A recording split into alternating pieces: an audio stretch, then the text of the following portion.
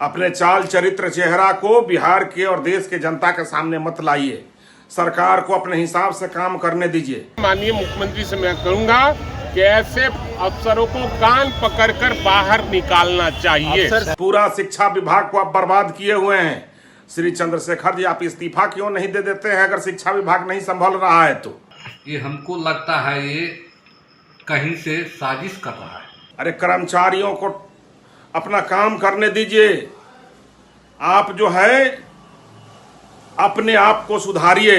नमस्कार, मेरा नाम आरती भारद्वाज है और आप देख रहे हैं कलम इंडिया न्यूज।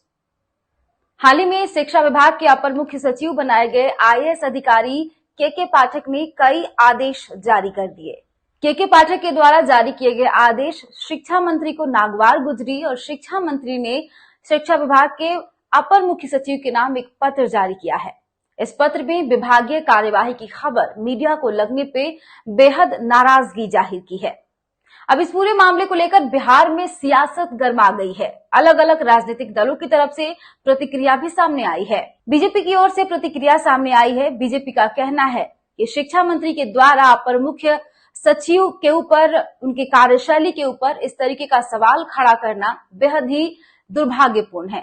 बीजेपी ने कहा कि अगर शिक्षा मंत्री प्रोफेसर चंद्रशेखर से शिक्षा विभाग नहीं संभलता है तो उन्हें इस्तीफा दे देना चाहिए। वहीं इस पूरे मामले को लेकर बिहार सरकार में अनुसूचित जाति जनजाति कल्याण मंत्री ने भी शिक्षा विभाग के अपर मुख्य सचिव के पाठक के द्वारा जारी फरमान पे नाराजगी जाहिर की है। उनका कहना है कि फरमान में लिखा हुआ है कि जो महादलित टोला के सेवक हैं, उनके द्वारा पढ़ाए गए बच्चों की उपस्थिति अगर 90% नहीं रहती है तो विभाग के द्वारा जो अनुदान राशि दी जाती है उनमें से 25% की कटौती कर ली जाएगी। मंत्री का कहना है कि ये बेहद ही अन्यायपूर्ण बात है। ये महादलित टोला सेवकों के साथ अन्याय हो रहा है, उनकी पेमेंट ऐसे ही कम है।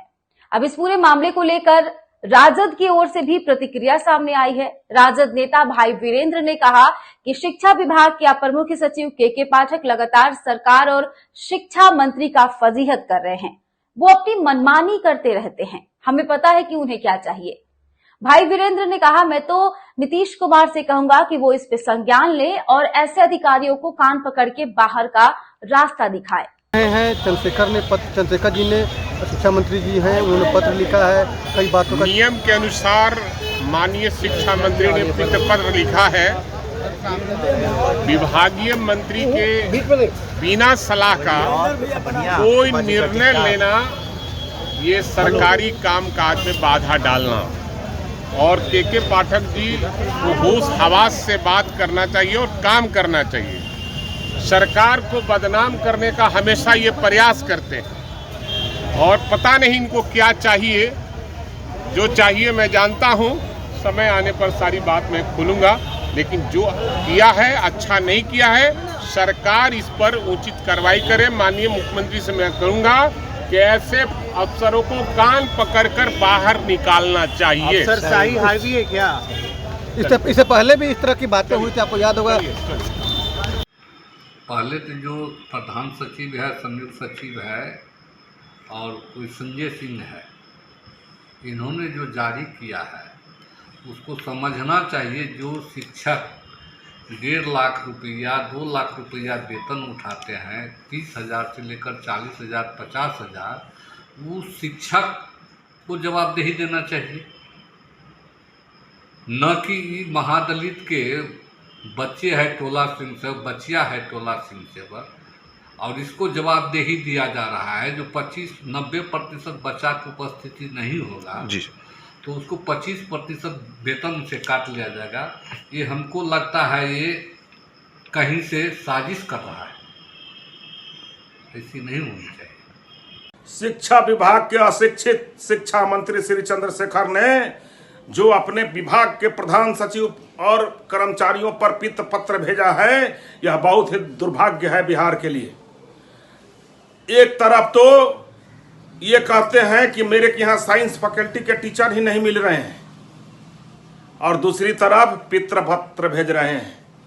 अरे कर्मचारियों को अपना काम करने दीजिए। आप जो है अपने आप को सुधारिए।